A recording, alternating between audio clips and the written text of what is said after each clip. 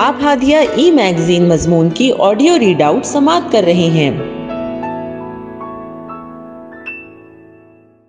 سامعین السلام علیکم ورحمۃ اللہ وبرکاتہ۔ میں ناظرہ نیرہ ہادیہ کے شمارے جنوری 2023 کے مضمون کی آڈیو پروگرام میں آپ کا استقبال کرتی ہوں۔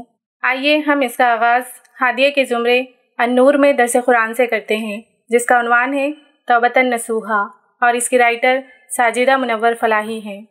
اعوذ باللہ من الشیطان الرجیم، بسم اللہ الرحمن الرحیم۔ وَيَا قَوْمِ اسْتَغْفِرُوا رَبَّكُمْ ثُمَّ تُوبُوا إِلَيْهِ يُرْسِلِ السَّمَاءَ عَلَيْكُمْ مِدْرَارًا وَيَزِدْكُمْ قُوَّةً إِلَىٰ قُوَّتِكُمْ وَلَا تَتَوَلَّوْا مُجْرِمِينَ۔ صدق اللہ العظیم۔ سورہ ہود آیت 52۔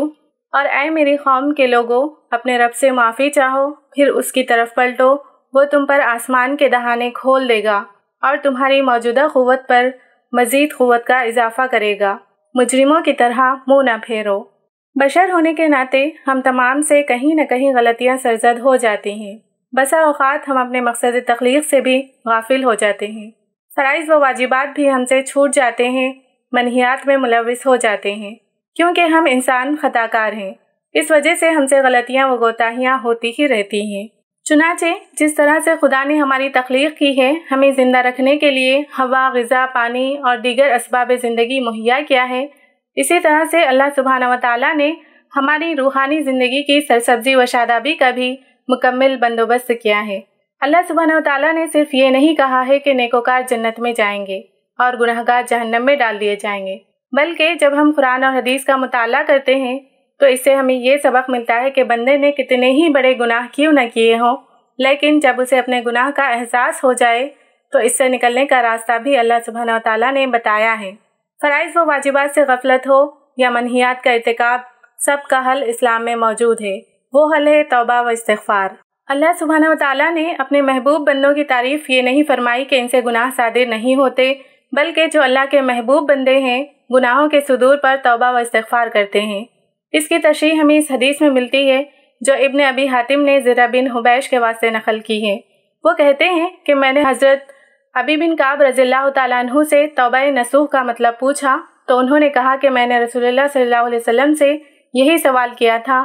آپ صلی اللہ علیہ وسلم نے فرمایا، اس سے مراد یہ ہے کہ جب تم سے کوئی قصور ہو جائے تو اپنے گناہ پر نادم ہو، پھر شرمندگی کے ساتھ اس پر اللہ سے استغفار کرو اور آئندہ کبھی اس فعل کا ارتکاب نہ کرو۔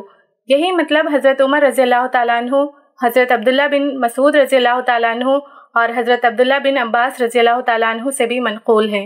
اور ایک روایت میں حضرت عمر رضی اللہ تعالیٰ عنہ نے توبہ نصوح کی تعریف یہ بیان کی ہے کہ توبہ کے بعد آدمی گناہ کا اعادہ تو درکنار، اس کے ارتکاب کا ارادہ تک نہ کرے۔ ابن جریر۔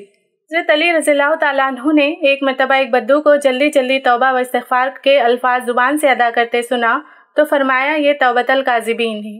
اس نے پوچھا پھر صحیح توبہ کیا ہے؟ فرمایا اس کے ساتھ 6 چیزیں ہونی چاہیے۔ نمبر 1، جو کچھ ہو چکا ہے اس پر نادم ہو۔ نمبر 2، اپنے جن فرائض سے غفلت برتی ہو ان کو ادا کر۔ نمبر 3، جس کا حق مارا ہو اس کو واپس کر۔ نمبر 4، جس کو تکلیف پہنچائی ہو اس سے معافی مانگے۔ نمبر 5، آئندہ کے لیے عزم کر لے کہ اس گناہ کا اعادہ نہیں کرے گا۔ نمبر 6، اپنے نفس کو اللہ کی اطاعت میں گھلا دے، جس طرح تو نے اب تک اسے معصیت کا خوگر بنائے رکھا ہے اور اس کو طاعت کی تلخی کا مزہ چکھا، جس طرح اب تک تو اسے معصیتوں کی حلاوت کا مزہ چکھاتا رہا ہے۔ پیارے رسول صلی اللہ علیہ وسلم نے فرمایا ہے کہ تمام کے تمام انسان خطا کار ہیں، بہترین خطا کار وہ ہیں جو بہت زیادہ توبہ کرنے والے ہیں۔ ترمذی۔ توبہ کے معنی ہے پلٹنا، واپس آنا، رجوع کرنا۔ استغفار کے معنی ہے گناہوں اور لغزشوں سے اللہ کی بخشش طلب کرنا۔ معافی مانگنا یعنی جب بندے کو اپنے گناہوں کا احساس ہو جاتا ہے تو اپنے رب کی طرف پلٹ آتا ہے اور اس سے معافی کی درخواست کرتا ہے۔ اور اللہ تعالیٰ کی ایک صفت ہے تواب، بس اللہ تعالیٰ اپنے بندے کی توبہ قبول فرماتا ہے۔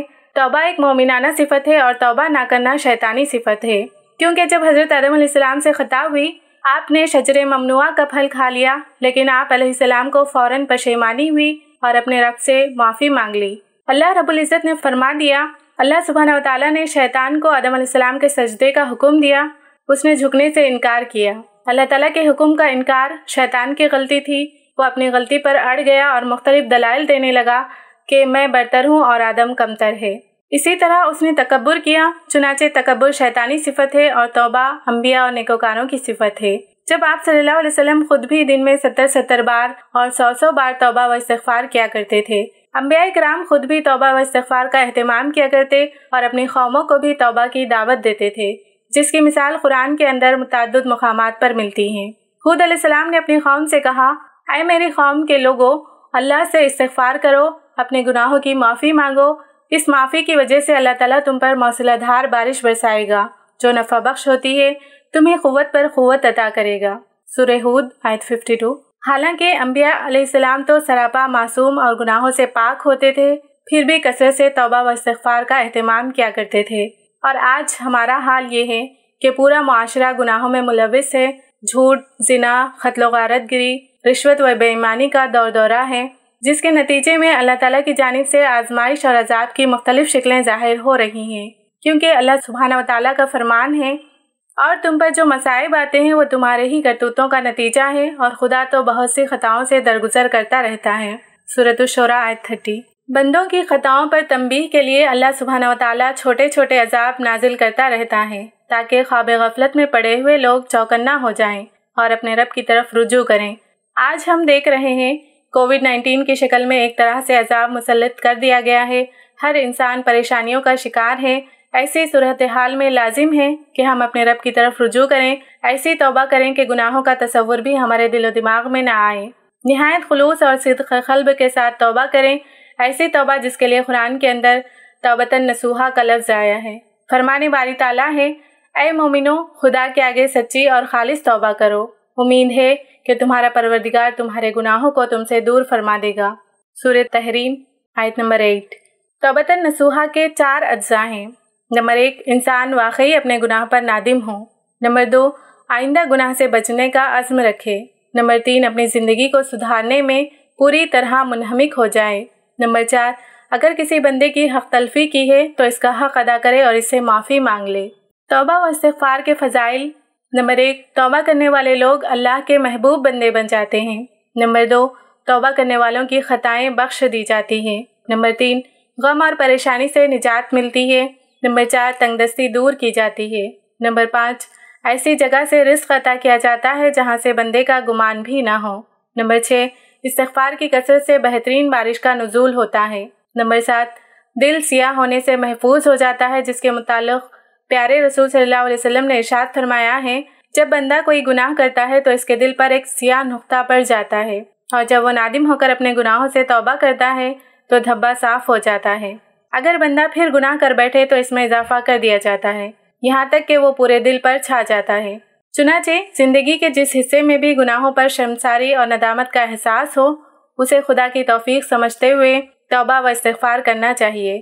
پیارے رسول صلی اللہ علیہ وسلم نے فرمایا، خدا اپنے بندے کی توبہ قبول کرتا ہے مگر سانس اکھڑنے سے پہلے۔ ترمذی۔ صبح سے شام تک نامعلوم کتنی خطائیں ہم سے ہوتی ہیں جس کا ہمیں احساس بھی نہیں ہوتا۔ ہماری مہلت نہ جانے کب ختم ہو جائے، اس لیے ہمیں ذرا بھی غفلت نہیں برتنی چاہیے۔ سید الاستغفار کا اہتمام کرنا چاہیے، اجتماعی توبہ کا اہتمام کرنا چاہیے۔ اس خوف و ہراس کے ماحول میں اجتماعی توبہ کا بالخصوص اہتمام کرنا اشد ضروری ہے۔ اے مومنو، تم سب مل کر خدا کی طرف پلٹو تاکہ تم فلاح پاؤ۔ سورۃ النور آیت 31۔ اللہ تعالیٰ ہمیں توبۃ نصوحہ کی توفیق دے، آمین۔ ہادیہ مضمون کی آڈیو سماعت کرنے کے لیے شکریہ۔